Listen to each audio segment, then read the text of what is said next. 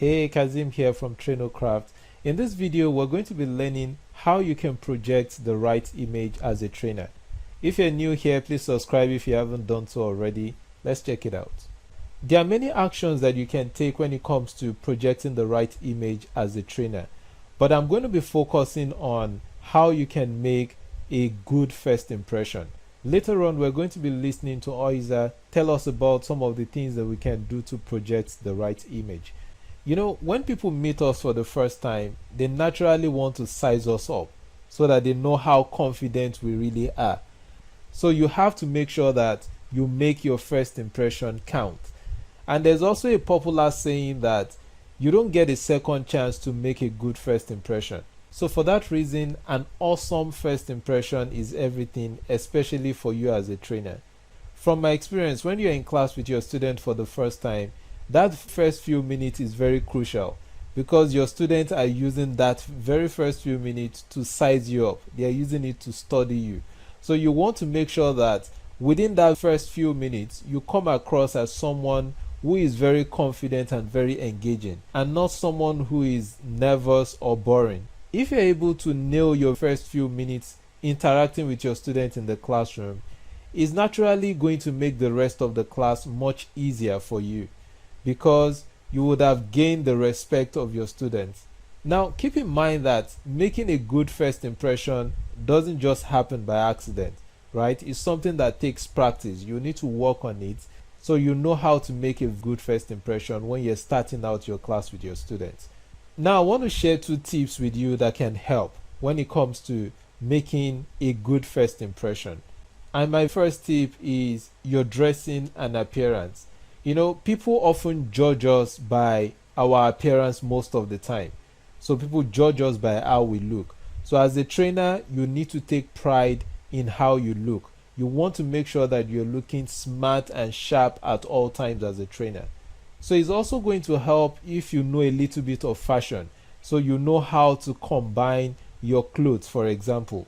If this is something you don't know, then you will need to spend some time learning a little bit about fashion so you don't combine your dressing in a wrong way. My second tip is your language and your vocal abilities.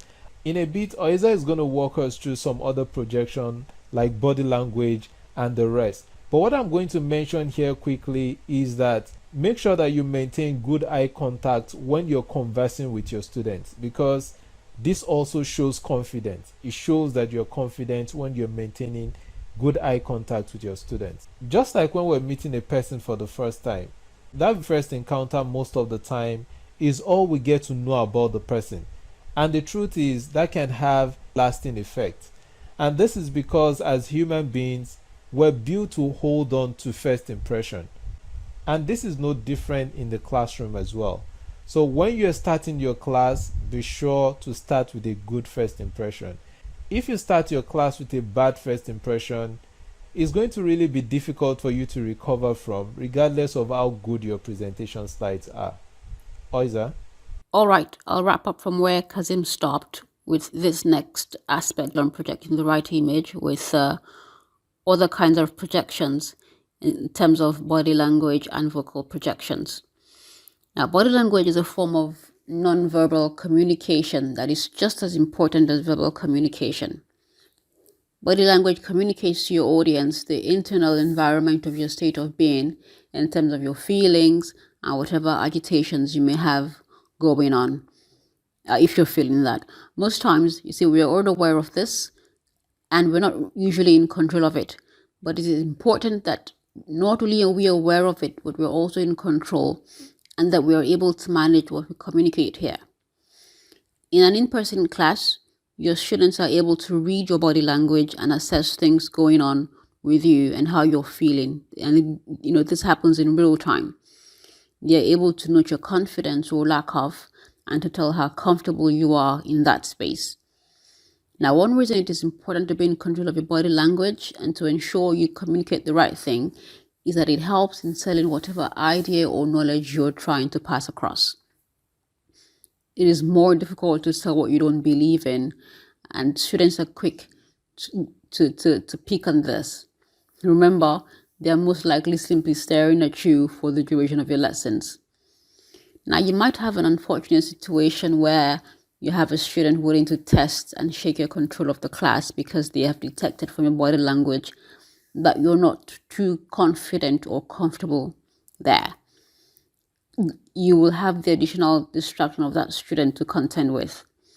However, when you manage to stay in control of your body language, you're able to mitigate such occurrences, or at least reduce how frequently they occur. To tie vocal projections into this, because if your voice is low or timid, your audience can interpret this as a lack of confidence or a lack of knowledge in a matter you should be an authority in. Again, it encourages distractions from those wanting to test their observations. If you realize or you know that you're unable to communicate the confidence you feel through your voice, a recommendation is to practice and practice and practice till you get better. Being confident and projecting this through your voice might not be a natural state for you, but it can be a learned character. You can get better with your vocal projections. On the other hand, if your voice is too loud, it could be misinterpreted as being aggressive or confrontational, and you don't want that. The recommendation is the same here. Practice your delivery, record yourself, get mock audiences to listen to you and get their feedback. Work on it till you achieve an even tone that helps your delivery. All right.